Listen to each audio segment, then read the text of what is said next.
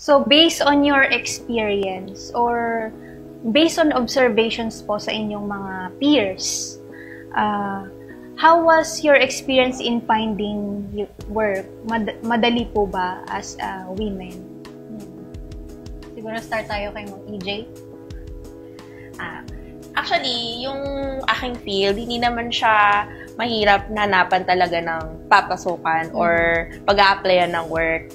Siguro, mas more of magtatagal ba ako dito sa institution na to or do I transfer somewhere else? Pero as for my case naman, so far fulfilling yung job na I get to work with my co-teachers, nakakapagturo ko ng mga bata, at nag-motivate ko sila na pumunta sa STEM field. So, kasi parang ngayon, nowadays, pag sinabi mong STEM, industry-based ang laging naiisip ng mga tao. Pero once na naituro ko na yung subject ko, malalaman nila na, may ganito palang part ng STEM, which is yung research. So, may mga students na nakakatuwa, pag nag-a-apply sila ng college applications, nagpupursa sila ng research at nakatutuwa kami mga teachers doon. So, ayun. And then, we also get to interact with our co-teachers sa labas ng institution. Marami rin natututuhan, lalo yung mga kasama natin sa DepEd. Kasi iba naman yun din yung experience nila sa experience namin as a laboratory school. Kaya, okay yung mga interactions, seminar workshops, we learn from each other. So, fulfilling din siya for me.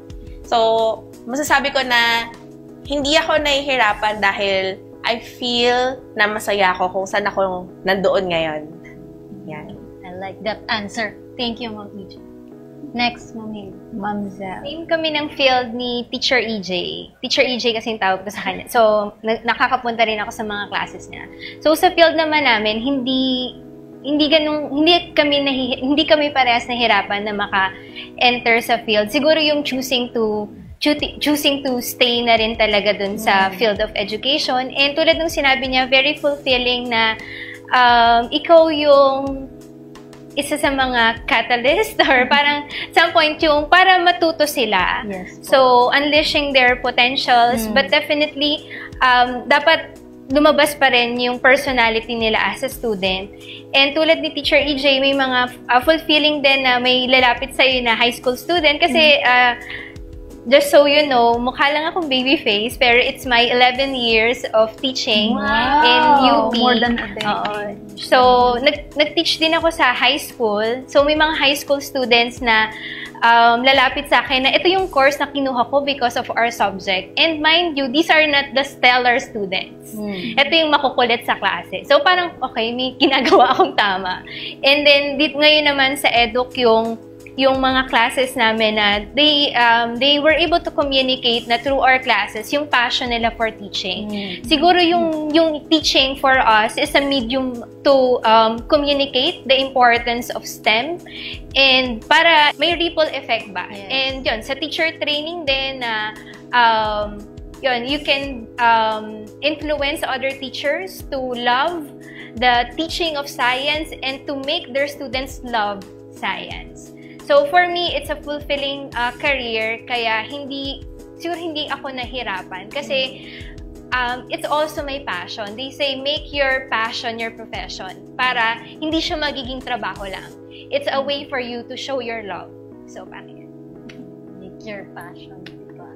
So, thank you po, Ma'am Hazel and EJ. Ayan.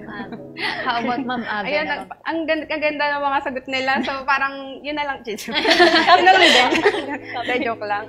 Iba yung field ko. So, more on sa government ako and then research. So, pero dun sa work ko is, sa project, may kasamang collaboration with other team. So, doon, as a woman, so, okay lang naman na yung nagiging work ko as in, yun nga, dahil dominated kami by fellow women. So, ako kasi ay kumbaga bago pa lang din sa team namin and yung mga women mentor ko, katulad nga po nung kay Ma'am Cel, sila po yung tumutulong sa akin na pagaanin din yung mga work na meron sa sa team namin. So, ayun yung nagiging